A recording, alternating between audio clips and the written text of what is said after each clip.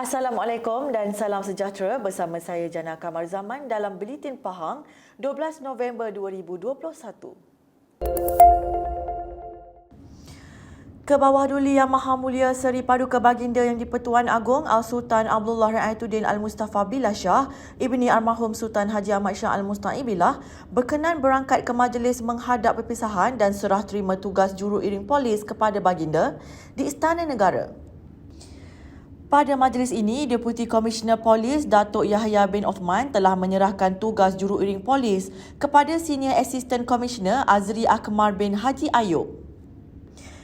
Pihak pengurusan Istana Negara dalam satu kenyataan yang dimuat naik di Facebook merakamkan setinggi-tinggi penghargaan dan ucapan terima kasih kepada DCP Datuk Yahya atas khidmat bakti dan jasa selama bertugas di Istana Negara.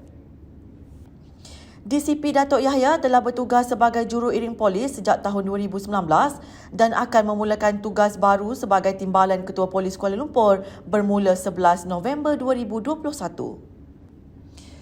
Pihak pengurusan Istana Negara juga mengucapkan selamat datang kepada SAC Azri Akmar atas pelantikan beliau sebagai juru iring polis Istana Negara menggantikan DCP Datuk Yahya.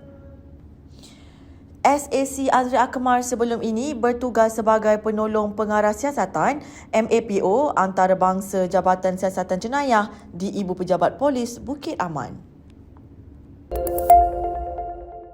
Seramai 2,665 mangsa banjir di Pekan menerima sumbangan bantuan wang ihsan banjir dengan jumlah keseluruhan sebanyak 1.35 juta ringgit.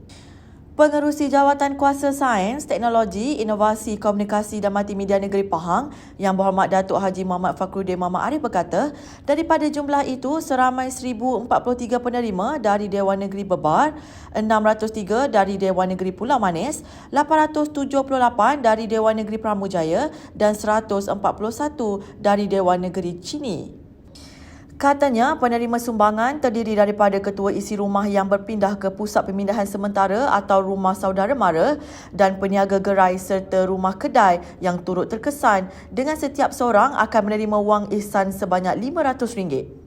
Beliau berkata Yang Amat Berhormat Menteri Besar Pahang menyedari bahawa ramai mangsa banjir di negeri ini yang perlu diberi perhatian dan dibantu dan kerana itu beliau berusaha sebaik mungkin untuk memberi bantuan wang ihsan ini kepada mangsa banjir.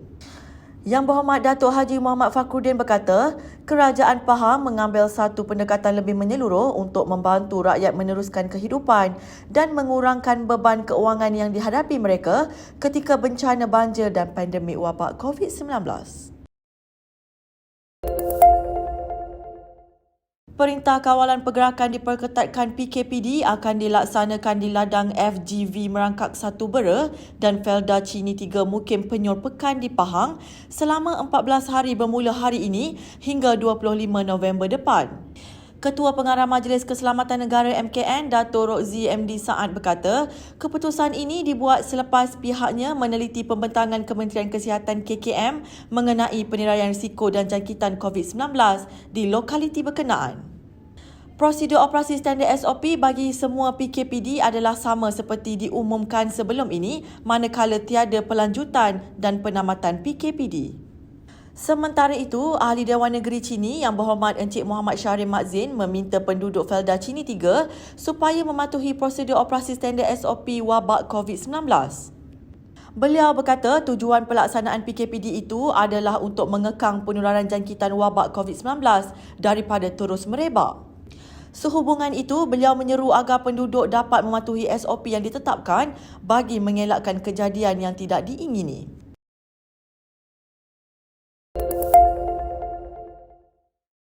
Pahang mencatatkan sebanyak 431 kes baru COVID-19 hari ini dengan Kuantan terus menjadi daerah paling banyak kes. Berdasarkan maklumat dari Jabatan Kesihatan Negeri Pahang, Kuantan mencatatkan sebanyak 192 kes, diikuti Temerloh 57 kes, Maran 33 kes, Rompen 32 kes dan Bentong 26 kes. Selain itu, Raub mencatatkan sebanyak 20 kes, Pekan dan Lipis 19 kes, Cameron Highlands 14 kes, Jerantut 12 kes dan Bera 7 kes. Sehubungan itu, Jabatan Kesihatan Negeri Pahang meminta rakyat di negeri ini supaya mematuhi SOP dan kawalan kendiri secara maksimum bagi memutuskan rantaian COVID-19. Sentiasa patuh kepada prosedur operasi standard SOP yang ditetapkan dan amalkan norma baru dalam usaha mencegah penularan jangkitan COVID-19 melalui amalan penjarakan fizikal yang selamat, kerap menjaga kebersihan tangan dengan mencuci tangan dengan air dan sabun atau guna hand sanitizer dan pemakaian alat pelitup muka dengan betul serta sempurna. Selain itu, elak sembang dekat-dekat, elak bersalaman atau bersentuhan, disinfeksi permukaan yang kerap disentuh jika bergejala atau tidak sihat, segera dapatkan rawatan di klinik kesihatan atau hospital berhampiran.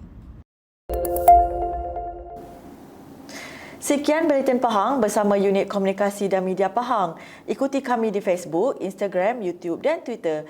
Terus bersama Pahang Media bagi mendapatkan maklumat terkini di negeri Pahang. Assalamualaikum.